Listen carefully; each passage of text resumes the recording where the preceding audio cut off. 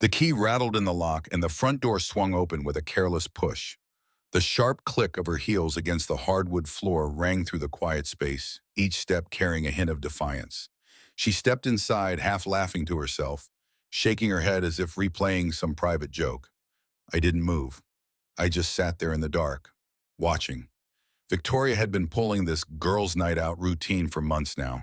The excuses had gotten weaker, her attitude more brazen. At first, she'd at least pretend to feel bad about stumbling in so late. Now she walked in like she owned the place, like I was nothing more than a fixture in her world, something she could leave behind without a second thought. Her dress was rumpled, her hair a tangled mess, and the overpowering perfume she always drowned herself in wasn't enough to hide the unmistakable scent of cologne, one that definitely wasn't mine. But what really got to me? She wasn't wearing any underwear. She kicked off her heels carelessly, letting out a dramatic sigh as she tossed her purse onto the counter. Even in the dim light, I could see the smirk playing on her lips, like she was daring me to react. "You're late," I said, my voice steady, measured. She didn't even flinch. Instead, she stretched her arms lazily, like she'd just endured the most exhausting day imaginable. "Oh, relax, it's only—" Her eyes flicked to the clock on the wall. 2:26 a.m. She let out a small laugh. "Okay, maybe a little late." I didn't respond, just let the silence settle between us. She sighed like I was the one being difficult. "Jesus, don't look at me like that." Reaching for the light switch, she flicked it on, squinting slightly before her gaze landed on me, an amused smile tugging at her lips. "You're acting like I just rolled out of some stranger's bed." I said nothing. Didn't need to. With an exaggerated eye roll, she brushed past me and headed for the kitchen. I could hear her rifling through the fridge, then the soft pop of a bottle cap as she twisted open a water bottle. Taking a long sip, she turned back to face me, still smirking. "What? You seriously have a problem with me having a life?" She scoffed, shaking her head. "Babe, I'm sorry you don't get it, but women need to unwind. We go out, we have fun, we drink a little too much. So what?" She took another sip, then leaned against the counter, arms crossed. I met her gaze, my voice steady. "Is that why you came home without underwear?" For just a fraction of a second, her smirk slipped, barely noticeable. Then she laughed. "Oh my God, are you seriously checking if I'm wearing panties?" She scoffed, shaking her head in disbelief. "You are so insecure, babe. So insecure." My jaw tightened. "So where are they?" She shrugged, completely unfazed. "Hell if I know. Maybe I left them in the Uber. Maybe at the club." She paused for a beat, then added, "Maybe in the bathroom when I changed." That last part, she hadn't meant to say it. A split second of silence followed, just enough for me to catch the slightest crack in her perfect, untouchable facade. Then, just as quickly, she covered it up, her lips curling into a wicked little smile. "Oops." That one word sent heat crawling up my spine. She wasn't just lying, she was enjoying this. I inhaled slowly, keeping my face unreadable. "So this is just normal for you now? Coming home half-dressed, reeking of some other guy's cologne?" She rolled her eyes so hard, it was a miracle they didn't get stuck. "Oh my God, stop being so dramatic." She threw her hands up like I was exhausting her. "You seriously think something happened? Do you even hear yourself?" She pushed off the counter and sauntered toward me, hips swaying like she was performing for an audience. Stopping just inches away, she peered down at me, her expression smug, daring. "Listen, babe," she drawled, her tone dripping with a condescension. "I went out, I danced, I drank, I had fun. That's it." Her gaze flicked over my face, studying me like I was some puzzle she'd already figured out. "Meanwhile, you're sitting here brooding, acting like some jealous little beau." She sighed dramatically, then tilted her head. "Maybe instead of obsessing over what I do, you should try having your own fun." I clenched my fists, my knuckles tightening under my skin. She wasn't even pretending anymore. Then, as if to add insult to injury, she reached out and patted my cheek. Patted my cheek. "God, you're cute when you're mad," she teased, voice syrupy sweet. Then she smirked. "Maybe if you weren't such a bore, I wouldn't need girls' nights to let loose." That was it. I stood up abruptly, the movement so sudden she instinctively stepped back. And just like that, for the first time tonight, Her smirk wavered. I didn't say a word. I just stared, letting the silence hang thick between us, letting her feel the shift, the weight of something cracking between us. Whatever hold she thought she had on me, it was gone. She crossed her arms, huffing. Okay, now you're just being weird. What, you're gonna give me the silent treatment all night? I turned away and started toward the stairs. Behind me, she called out, "Oh, come on. Are you serious right now? Babe, don't be childish." She scoffed, but I didn't bother to respond. Instead, I headed upstairs, shut the bedroom door behind me, and started wiping myself out of her life. She had no idea, no clue that tonight would be the last time she'd ever dismiss me like a fool. She didn't know that when she woke up, I'd be nothing more than a ghost. No note, no text, no closure, just absence. And when she finally realized what she had thrown away, it would be far too late. At exactly 9:45 a.m., her phone buzzed angrily on the nightstand, vibrating like a trapped insect. Victoria groaned, rolling onto her stomach and burying her face in the pillow. She stank of stale liquor and sweat, but she barely noticed. She couldn't even remember crawling into bed. The alarm persisted, grating on her nerves, but she ignored it for a few more minutes before finally stretching an arm out and lazily swiping at her phone. The screen flared to life, making her squint. No missed calls, no messages. She scoffed. So, we're playing the silent treatment game now. Cute. Rolling onto her back, she exhaled deeply before glancing at the empty space beside her. No husband, no sign he had slept there, not even an indent in the sheets. She smirked. Oh, please. He's just being dramatic. Throwing the blankets off, she swung her legs over the side of the bed and sat up, rubbing her temples as a dull headache pulsed behind her eyes. The drinks from last night were catching up with her. Not that she cared. She deserved those drinks. She was a married woman, not some caged animal. If he had a problem with that, well, that was on him. She dragged herself to the bathroom, splashing cold water onto her face before glancing in the mirror.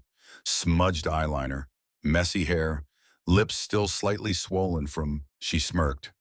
Yeah, last night was a good time. With a self-satisfied sigh, she made her way downstairs, expecting to find him sulking in the kitchen, brooding over a cup of coffee like some angsty teenager. But as she turned the corner, an eerie silence greeted her. No scent of coffee, no quiet clatter of dishes, no husband. Victoria frowned, her gaze flicking toward the counter where he always tossed his keys. Nothing. His wallet? Gone. His work phone? Also gone. Something unfamiliar prickled at the edge of her mind. Something uneasy. A chill ran up her spine. She called out, "Ryan?" No answer. She walked through the living room, empty, checked the garage. His car was gone. The smirk she'd been wearing vanished as she grabbed her phone and fired off a text. Victoria? Oh my God, are you seriously pouting? Grow up, nothing. She dialed his number, straight to voicemail. Frowning, she opened their shared location tracker, one she always pretended to hate, but secretly used whenever she needed something. The app lagged, the little spinning wheel mocking her. Then, location unavailable. Her stomach twisted. That didn't make sense. She refreshed. Same result. Exhaling sharply, she pushed away the unease creeping up her neck. He's just being an asshole, trying to prove a point. Fine. Let him. She made breakfast, scrolling through her phone, forcing herself to act normal. But every few minutes, her eyes flicked toward the front door. By noon, the irritation had settled into something worse, something dangerously close to panic. She called again, straight to voicemail. By 3 p.m., she checked his social media. Gone. Every single account. Her pulse kicked up as she searched for his work profile. Also deleted. Unease clawed at her throat now. She wasn't stupid. She knew exactly what this looked like. But it couldn't be. He wouldn't leave her. Day 2. She barely slept.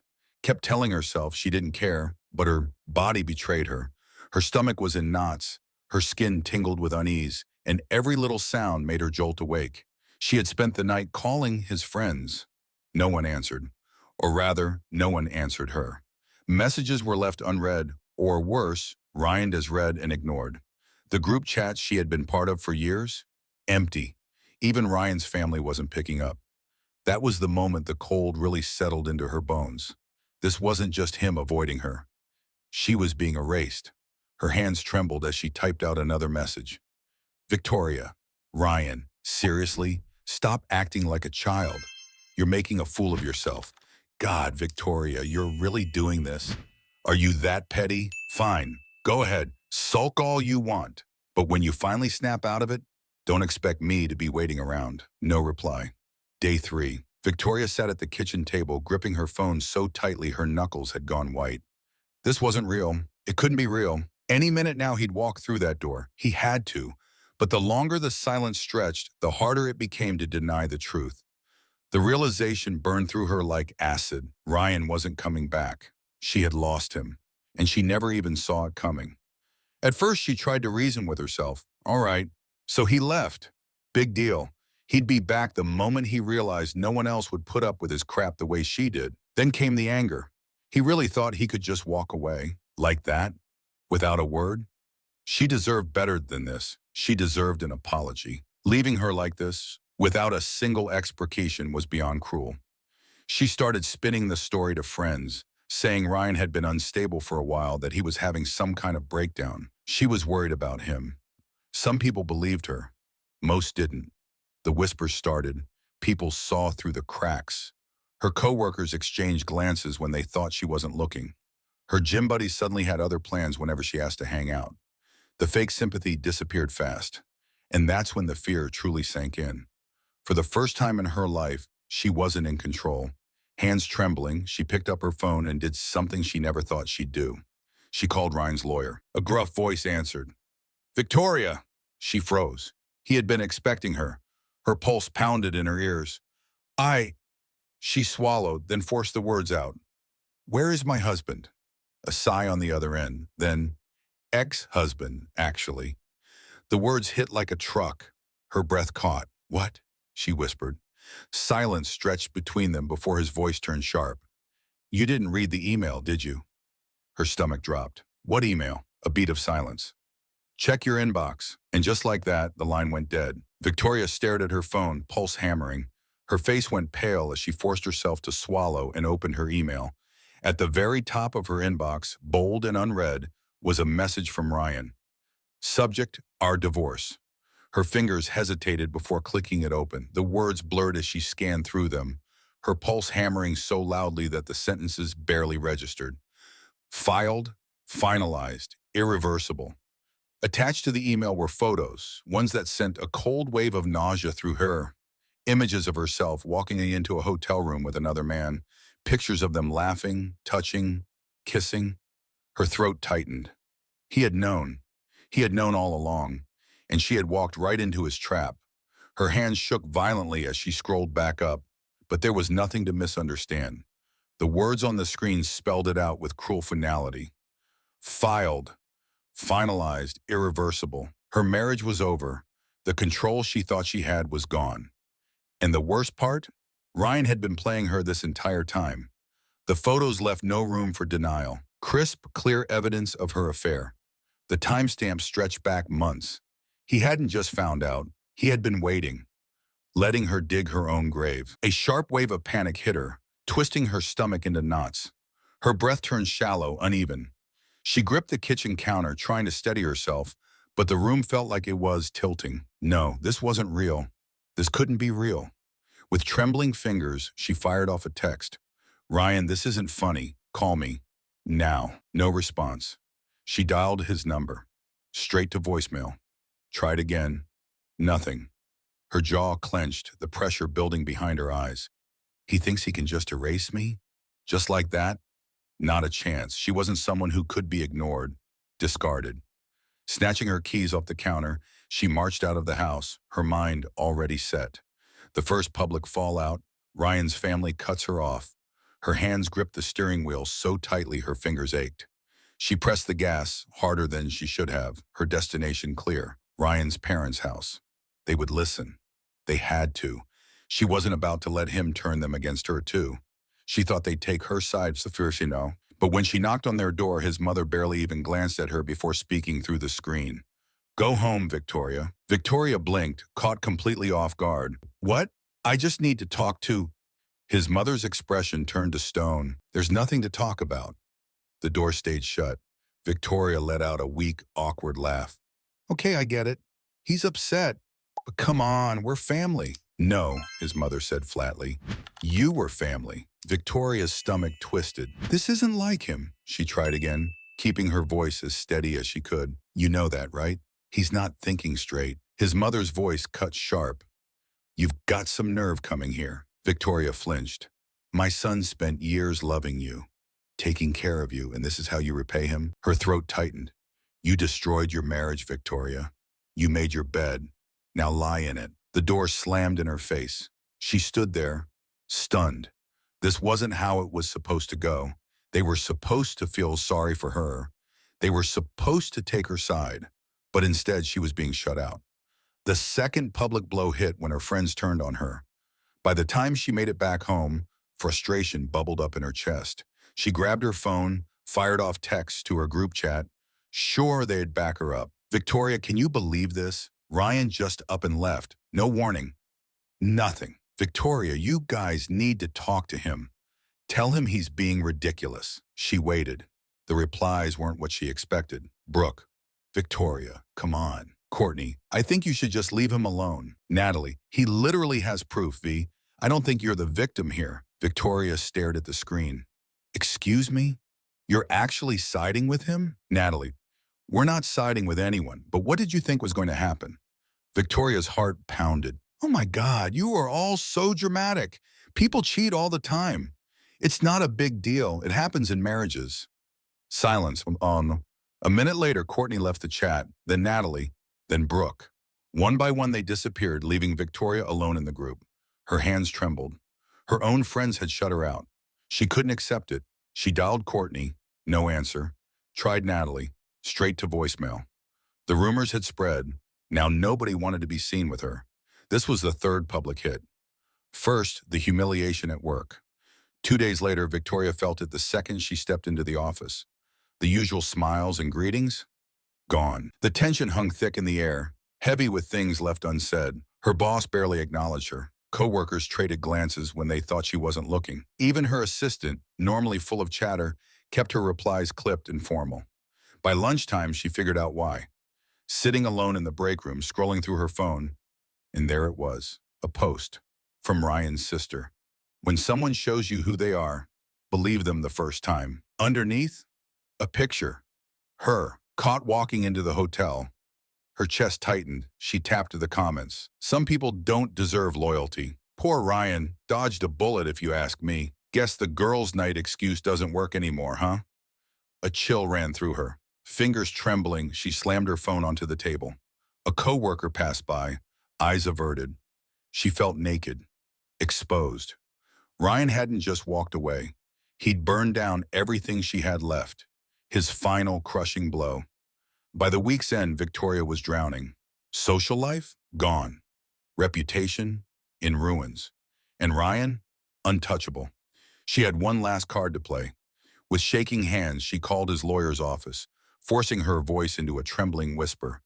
Tell Ryan it's urgent. A pause, then more desperate. Tell him I think I'm pregnant. The words felt like acid on her tongue. Silence. Then a low chuckle. Nice try, the lawyer said. You really should check your email more often. Click. Victoria's stomach dropped. She fumbled for her inbox, hands clammy.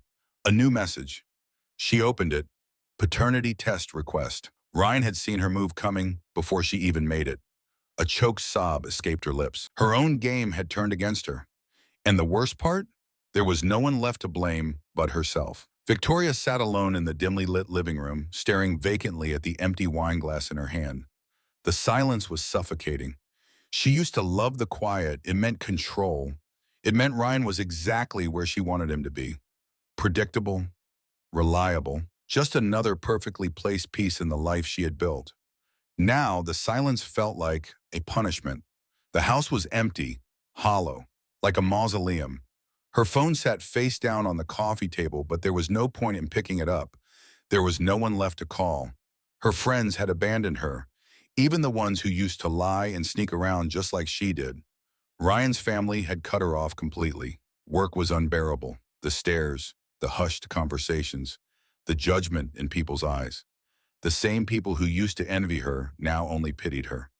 And Ryan, he had vanished without a trace. Until today. This morning, a notification had lit up her screen, sending an icy jolt down her spine. Ryan Davis is requesting a meeting.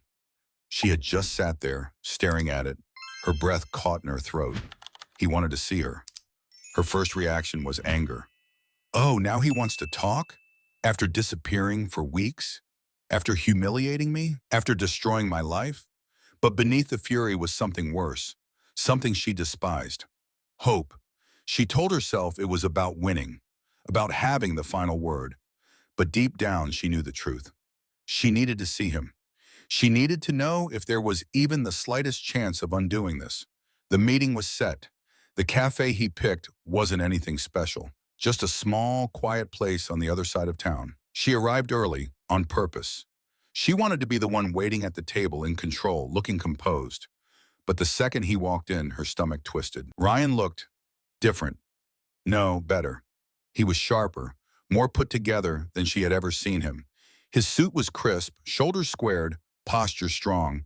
His expression? Completely unreadable. His hair was neatly styled, his beard trimmed to perfection. He didn't just look like a man who had moved on. He looked like a man who had won. Victoria's mouth went dry. Ryan sat across from her without a word.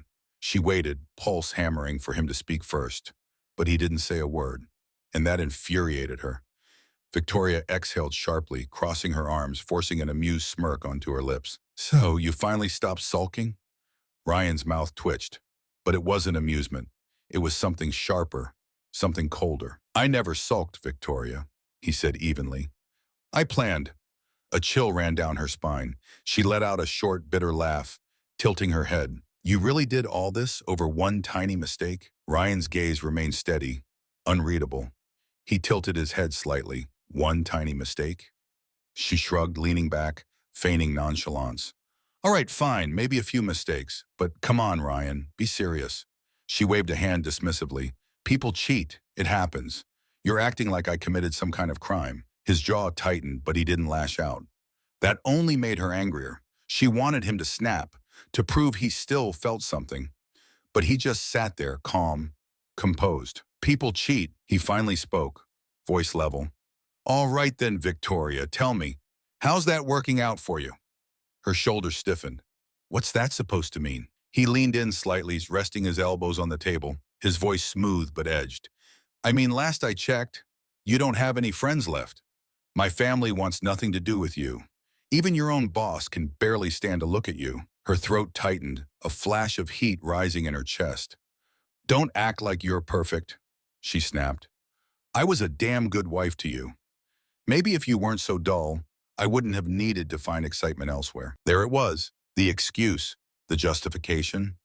She expected a reaction, anger, frustration, something. Maybe he'd finally raise his voice. Maybe he'd call her out. Instead, he smiled, not kind, not bitter, just knowing. You still don't get it, he said quietly. A cold wave washed over her. His gaze met hers, sharp, deliberate, icy. I didn't leave because you cheated, Victoria. Her lips parted slightly, confusion flickering across her face. He sat back, arms crossing over his chest, his expression unreadable but firm. I left because you weren't worth staying for. Heat flooded her cheeks. Humiliation burned through her veins. Her nails pressed into the wood of the table. Screw you, she hissed. He chuckled. Already did. He shook his head, amused. Worst decision of my life. Tears stung at the back of her eyes, but she refused to let them fall. Refused to let him see. She had one last move left, one last chance to take back control. She licked her lips, forcing a tremble into her voice. I miss you. The words felt unnatural, foreign, but she knew how to make them sound real when she needed to. Her voice softened to a whisper as she reached for his hand. I made a mistake, Ryan. I regret it every day. Her fingers brushed his, desperate, pleading. Please don't throw away everything we had. For a second, just a second, she thought she saw something flicker in his eyes. A hesitation, a crack. Then he pulled his hand away. His voice was steady, unmoved. You don't miss me, Victoria, he said simply. You miss control. Her breath caught. You miss having someone who put up with your bullshit, Someone who made your life easy. Someone who forgave you over and over, no matter how many times you walked all over him. He leaned in slightly, his eyes cold, sharp. But guess what? His lips curled into something that wasn't quite a smile. That guy's gone. A sharp inhale. Ryan pushed back his chair and stood. Enjoy your freedom, he said, voice almost casual. You've got plenty of it now. Panic surged through her. She shot to her feet. You can't just walk away from me. He turned, looking at her one last time. That same unreadable smirk. I already did. And then he was gone. She stood there, motionless, as the truth came crashing down. It was over. Really over. No second chances. No last words. No way to turn it around. Just her. Alone. And for the first time in her life, Victoria felt the crushing weight of what she had lost. Not just a marriage, not just her reputation, not just control. She had lost the one person who had ever truly loved her. The one person who had seen her, flaws and all, and still stayed. And she had thrown him away like he was nothing. Now she was the one left behind. I have selected 2 more videos that I think you will enjoy. Don't forget to subscribe to the channel. It helps us a lot.